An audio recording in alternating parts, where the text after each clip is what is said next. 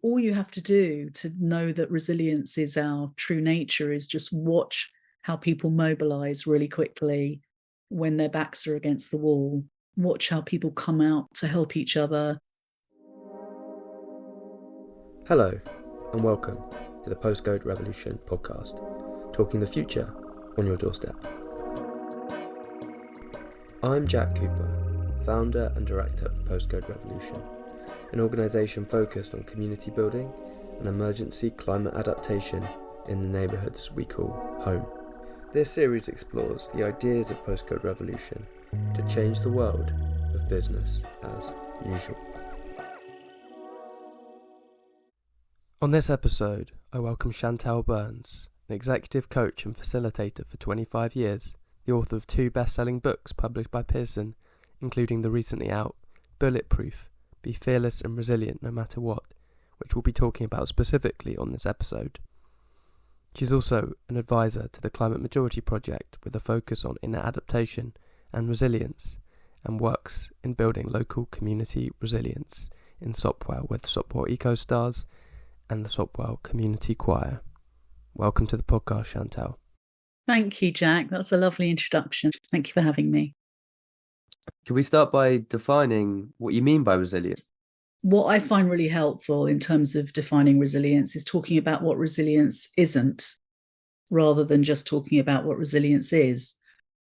So resilience isn't physical. So it's not just in the body. It's not constrained or bound by our physical self, if you like. And resilience isn't something we necessarily have to build. You know, it's not just a skill that we have to acquire. Resilience is something that is innate and that we're born into. Resilience is the nature of nature, is one of the ways that I like to think about it. It is the nature of who and what we are, but not just as humans, but in all of nature, of which we are, of course, a part of. So there are many ways I can talk about resilience, but I can't sum it up in one sentence.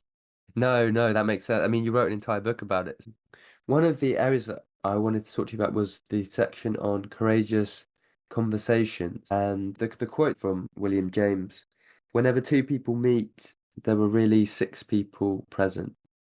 There was each person as they see themselves, each person as the other sees them, and each person as they really are. That quote in particular really speaks to all of the mental noise and insecurity that we often bring into our conversations, where people are concerned about what other people think about them. And when you've got 2 people who are both concerned about what the other person thinks of them, and then you're trying to manage other people's expectations of you, and you're worried about hurting someone's feelings, or you think you are responsible for someone else's feelings, all of that stuff just gets in the way of having really open, healthy, connected conversations. And those conversations are part of what creates a really healthy relationship. So there are some myths and there are some thought traps that I have written about, which I have seen so clearly, you know, in my own life and also with my clients and colleagues and friends. And these are thought traps that, you know, they're not visible. That's why they're traps. One of those traps, for example, is the trap of knowledge, the idea that we know what someone else is thinking, or the idea that we know what we're going to be feeling or thinking in some future moment, which we cannot possibly know. But we go into our conversations with the idea that we do know how someone is going to respond. And it sort of gets in the way of that deeper connection that actually is already and always there, that we're already connected. So I wanted to really write about courageous conversations because I kept seeing, and I still keep seeing, how much we humans hold back and aren't always being honest and truthful with each other. And we need to be. It's such a important topic in the context of how do you live in community, and in your postcode or your street, not everyone is going to share the same opinions or ways of relating, ways of communicating. And so navigating those relationships and those thought traps and knowing how to have courageous conversation is so important. Yes, yes, it is. At the heart of it, at some level, is insecurity and fear. And when we can really see that, it's going to help us. And being able to make some of these myths and thought traps more visible to us, and then we get more freed up mentally and then practically to be able to go into conversations without carrying the weight of responsibility for how someone else feels. The responsibility trap is a huge one. It's a really major thought trap that so many of us get caught up in, feeling responsible for how someone else feels. I was talking to someone today at this community event, and we were talking about how parents hold back on having honest conversations with their kids sometimes because they are worried about, how they're going to make their kids feel. But when they're out talking to young people are saying they want to have honest conversations. They want their parents to be able to speak to them really directly and openly. It's really interesting. It's just in all areas of life, this need to be able to have honest, courageous conversations is so important. And it's made much easier when we recognize what we are and what we're not responsible for in the dynamic. And it's interesting how you can see that on a micro level in the context of relationships, but also potentially on a macro level in the context of climate and the climate and nature emergency going on.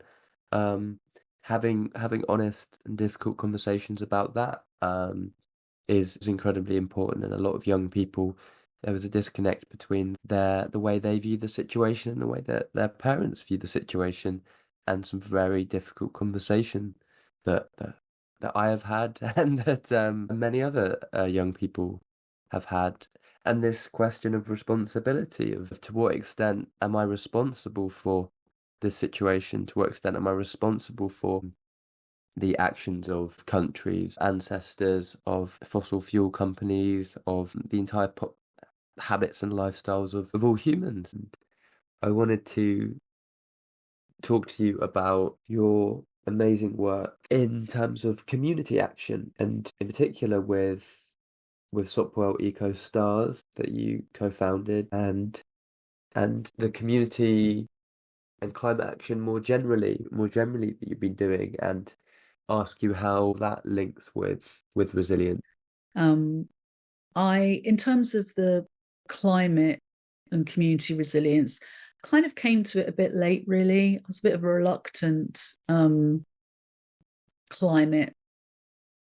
I don't know how to describe it. I was sort of dragged kicking and screaming a little bit into the climate conversation. In some ways, a friend of mine introduced me to Jem Bendel's paper, Deep Adaptation paper, and sort of talked at me for about an hour, and sort of felt like I'd been hit by a bus. At the same time, I knew that I couldn't unhear and unsee what she'd presented to me. And that sparked the beginning of my own sort of foray and interest and exploration of the climate and ecological emergency.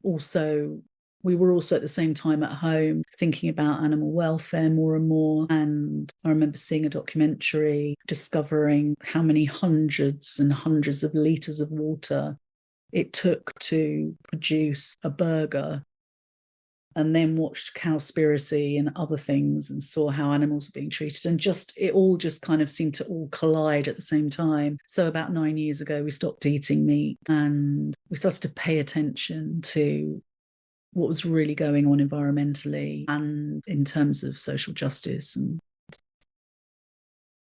yeah, that was sort of the beginning of it. And then I just found myself drawn more and more into community projects and trying to sort of find my place and where I can contribute and where I can help in community. Setting up the community choir was an expression of that for me, because I love singing anyway. It's joyful, it's great for your well-being, it brings people together in such a beautiful way. So creating a community choir right in the middle of our ward has just been a really brilliant thing to be part of. And that then links people together in ways that I hadn't imagined it would.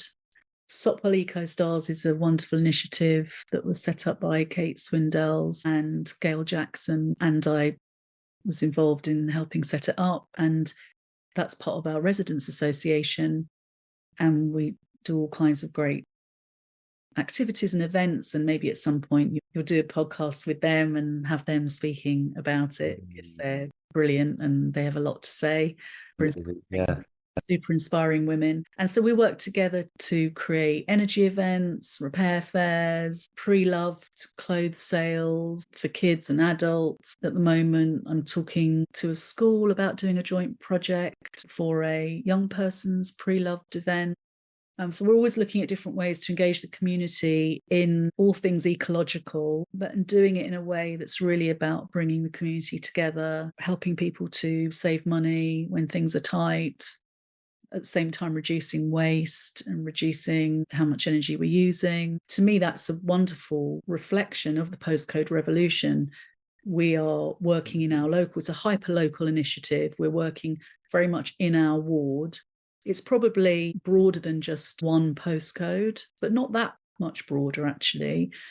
And so I see real synergy in terms of what the postcode revolution is about and what we're trying to accomplish with Sopwell Eco Stars and many, many, many other community groups around the country doing similar stuff to us. And we're always looking at other regions and other areas to see what other people are doing that we can learn from.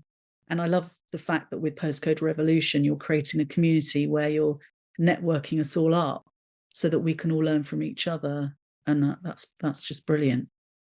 Thank you for sharing that, and yeah, it's very inspiring to hear about the work that you do and sort of what Eco Stars do.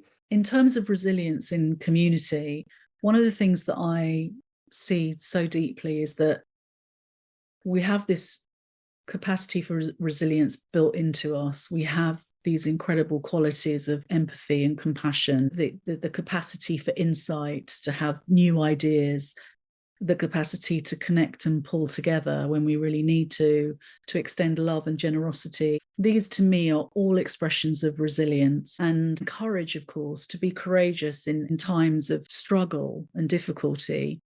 And so what I see is more and more with the WhatsApp groups, bringing people together, the street groups. I see that, for example, as soon as someone says, well, actually, yesterday, 3 children went missing. They were playing in one area and then suddenly they were gone. And within moments, a whole community was mobilized because we were all connected via these WhatsApp groups. As soon as the message went out, it just spread like wildfire and people were out on the streets, as well as the police helicopter was out looking for them. But what was really amazing was just to see how people come together. And I see that community resilience is really there, and it's amplified when we have a sense of that we've got each other's backs. So all you have to do to know that resilience is our true nature is just watch how people mobilize really quickly when their backs are against the wall.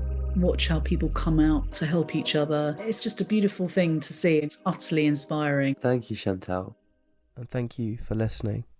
If you'd like to dive deeper into these ideas, you can find Chantal's book, Bulletproof, in all good online bookstores. This podcast was produced and edited by me, Jack Cooper, with music by Lisa Mira and Boomtown. Please rate and share the podcast if you enjoyed it, and if you'd like to support Postcode Revolution and dive deeper into these ideas, you can become a supporter for £5 a month on Patreon and access the extended cut of this conversation and all the others in the series. Thanks for listening. See you in 2 weeks.